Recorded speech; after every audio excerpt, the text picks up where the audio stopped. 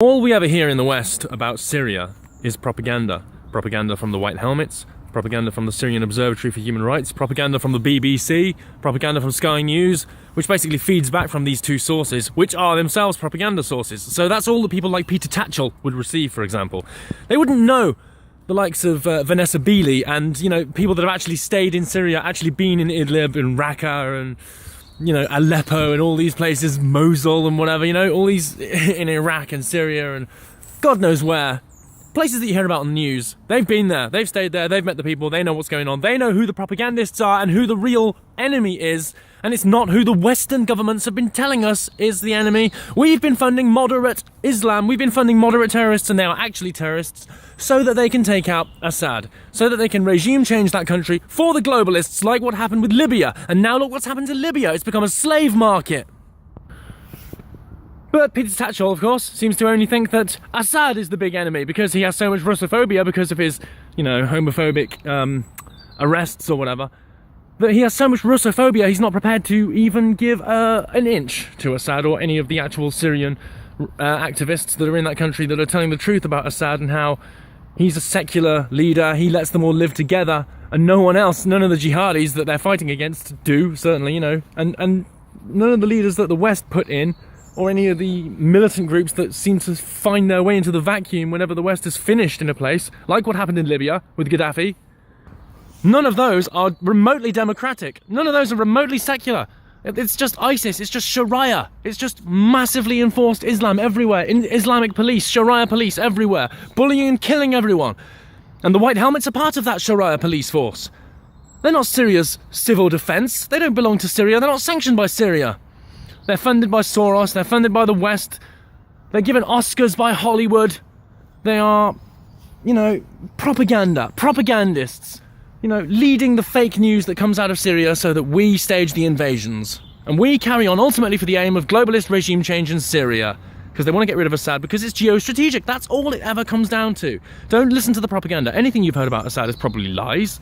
He didn't kill any children. That was the White Helmets. They were gassing people and they were using water. And, RT went interviewing the people, those same children in that school, saying that they were offered things and went into that room and, they were all in hospital and the doctors were all confused saying, why is there nothing wrong with them? They're not actually gassed. These reports from the news and everything said that they were actually supposed to be contaminated and poisoned. But they weren't, were they? That's got to be the only reason that the mainstream media could carry pictures of supposedly dead children on its front pages, because they weren't actually dead children. But people do die, usually because the West bombs them. People do die, and it's not Assad ordering their executions, it's the jihadis that Assad is fighting.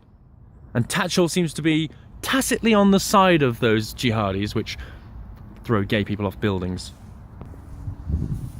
And he was there at a festival talking with Vanessa Beeley and Patrick Henningsen from 21st Century Wire, and he was there, and Tatchell can deny that he's for all these things, he's for jihadism and so on, but by his own practices, by the people he communicates with, who are the propagandists just enforcing the echo chamber, he's admitted it. You can't say, oh, I'm not for those things at all, I'm not for this invasion, if you tacitly are, because you're for the other side. Speaking of Peter Tatchell, completely different subject. It's been very interesting recently because there's this whole gay cake thing, with Bert and Ernie and a message of gay marriage, and apparently the cake shop owners, the Christian cake shop owners, objected to the message, not the people. Now I find that a bit disingenuous. I think that if you knew the message was gay marriage, you would assume the person was gay and therefore you would get rid of them because you didn't like the person and merely say it was the message, not the person. I see that as a bit disingenuous, even though I'm on the side of, the people that agree with the ruling. I reluctantly agree with the ruling. I think it may have caused embarrassment and stress and, made the person who complained feel like a second-class citizen, the person who was rejected, who just wanted this cake, and now they're made to feel like a second-class citizen. That's not nice. But also, the precedent it would have set would be too great a threat to liberty.